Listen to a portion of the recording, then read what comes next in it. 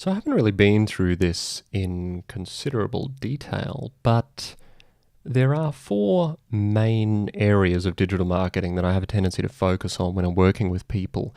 One of those grossly underutilized areas is email. So let's talk about that. My name is Chris Hargraves. This is Digital Marketing Mastery for Lawyers. You can find more of these and other interesting stuff at digitalmarketingforlawyers.com. But today we're going to be talking about email. So most law firms have an email database of some kind. In fact, most businesses collect these days an email database of some kind. And with that, they may or may not also collect permission to reach out to those people, because that's what your database is. The value of your database is not in the names and email addresses. I could get them probably with a free app in as much time as it would take you to load Microsoft Excel.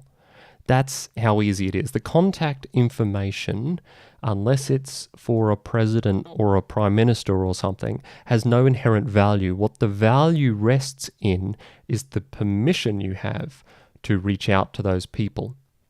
And so my question for you is, are you doing that? Because when I work with a lot of firms, they knew at some point, someone told them, or their website was just set up this way, or whatever it might be, they knew that they should be capturing email addresses of their clients and prospects and newsletter subscribers and so on. And so they sit there accumulating dozens or hundreds, or in some cases even thousands of email addresses, and they just never, ever use them for anything. So how are we going to get past this? The first is, email is still a really good form of communication. I know that social media is the glamour child of the modern era, but the truth is that email marketing is still incredibly effective. Yes, it is far less effective than it was 20 years ago, but it is still incredibly effective.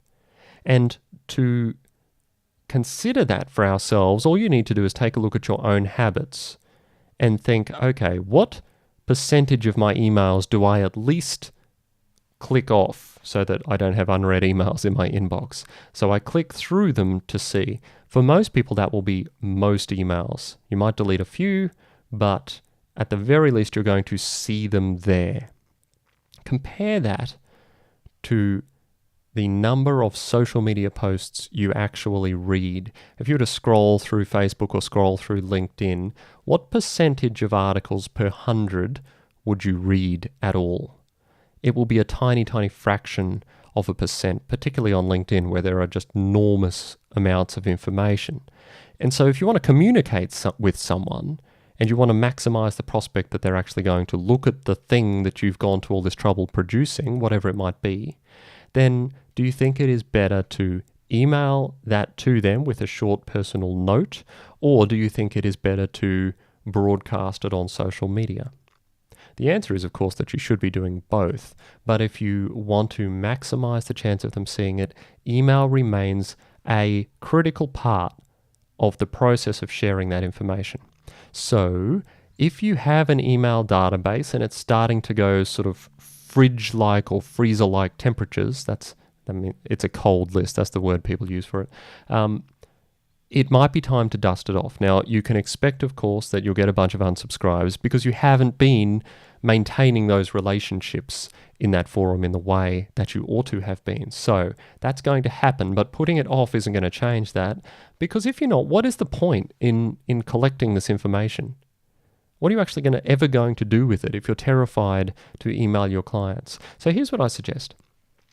If you have a cold list, you can do one of two things. You could send out a broadcast email using your email marketing software, and I'm assuming you have some. Do not use Outlook or Gmail for this. You've got to use email marketing software, please. Send them something just short and sweet. It doesn't need to be a newsletter with 50 different articles. It just needs to be a little sentence. Hey there, it's been a while since we last reached out, but recently we wrote this great article about topic X. We thought you might find it interesting. If you'd like to read it, click here. With love, lawyer, and lawyer. That's all. That's how simple it is. It's a short note, there's one place to click, it's not overwhelming, it can be easily ignored, and if they don't want to unsubscribe, at the very least they've been reminded of your existence, and you can email them again in a couple of weeks or a month so that you are warming up that list of contacts to remind them that you are there, that you are an expert, that you are friendly, and ticking off on those boxes that I'm going to keep talking about. The known, liked, and trusted stuff is going to keep coming up. So you'll probably get sick of me saying it, but that is the underlying point in everything, and I'm going to keep coming back to it.